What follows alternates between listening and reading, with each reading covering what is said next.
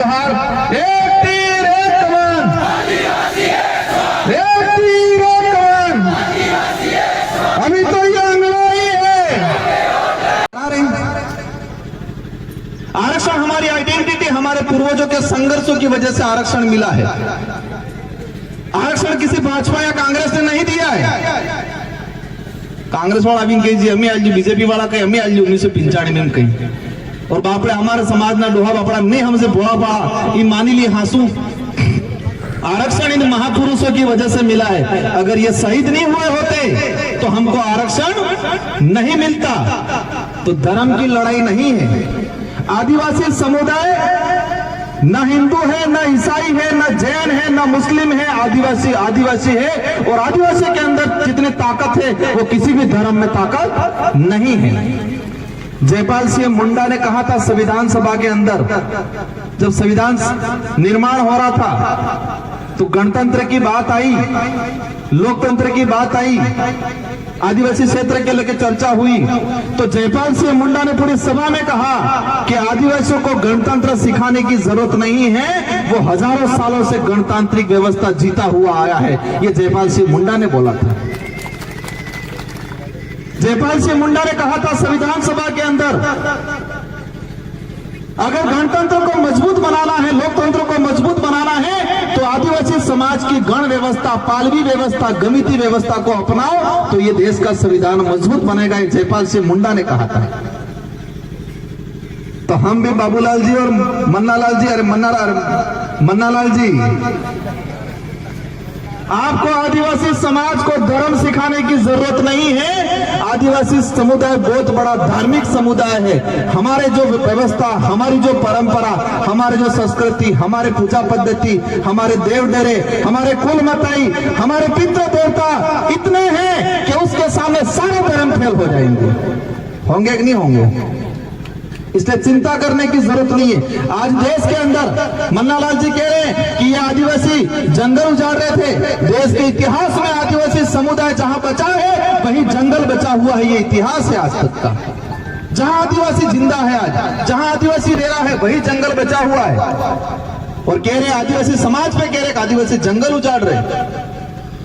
साथियों, देश के पिछले 5 साल के अंदर देश में 18,000 हेक्टेयर वन विभाग की जमीन प्राइवेट उद्योगपतियों को देने का काम किया है इसी भाजपा सरकार ने।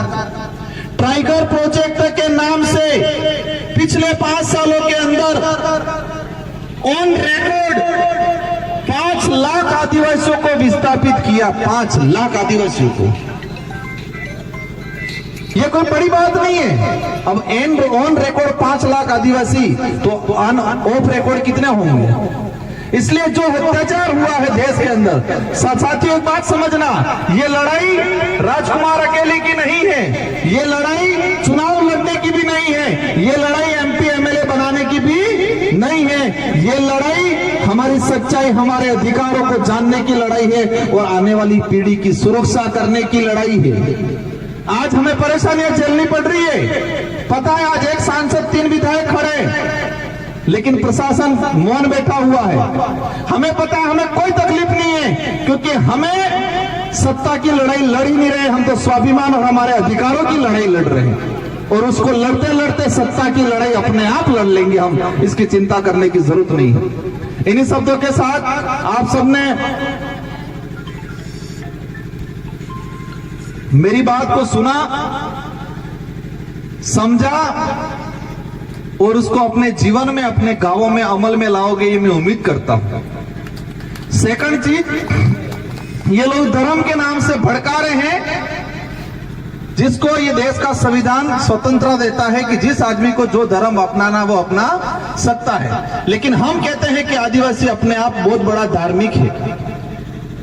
उदयपुर के अंदर बीजेपी का जिला अध्यक्ष पूर्व मुसलमान कम्युनिटी से आता है। मैं पूरी कौम को गलत नहीं ठहराना चाह रहा हूं, लेकिन जिस तरह भाजपा ने पूरे देश के अंदर मुसलमानों के खिलाफ माहौल बना के आदिवासियों को, दलितों को, जनरल वर्गों को भड़काने काम किया, उस भाई की 4 पत्नियां हैं। बीजेपी वालों के जो दामाद बना रखे हैं, और इनमें 2 से 3 तो हिंदू है, और हमारे भोले भाले आदिवासियों को भड़काएंगे। इसलिए उनके बहकावे में धर्म की चटनी चाटने का काम बंद कर देना है भाई। कौन सी चटनी? धर्म की चटनी चटा रहे हैं ये।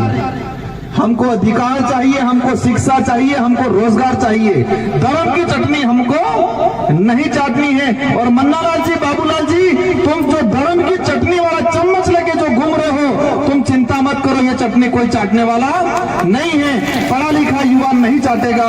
इन्हीं शब्दों के साथ आप सबको खूब खूब धन्यवाद। और अंत में जिला प्रशासन से बात हुई है, बेचारा लाचार है जिला प्रशासन, हालांकि गरीब पे बहुत झाड़ता हो, बेचारा गरीब आदमी कहीं निकल जाता है क्या?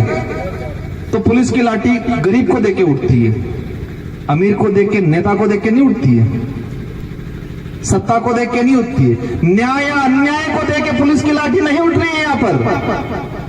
अगर उस दिन पुलिस प्रशासन था, जो गुंडे थे उनको तुरंत पीटना चाहिए था, उनको तुरंत लाके बंद करना चाहिए था, धरना देने की जरूरत नहीं पड़ती।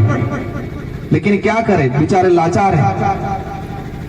जिला प्रशासन ने हमें आश्वस्त किया है, हमने 7 मांगे रखी है, 7 मांगों में 6 मांगों पे उन्होंने मान लिया है। एक मांग है जो कर्मचारी जो मानसिक रूप से विकलांग है,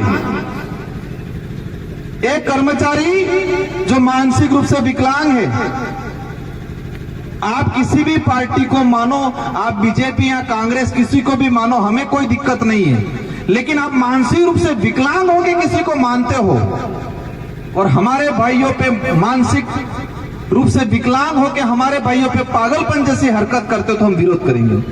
तो 7 मांगे रखी थी, 7 में से 6 मांगों पे उन्होंने सहमति जताई है। एक जो मांग है, जो मानसिक रूप से विकलांग है, वो कर्मचारी जो नेता बनने का अंदर से इसका कीड़ा है, लेकिन जरूर हमारी दवाई एक दिन इस कीड़े को मार देगी।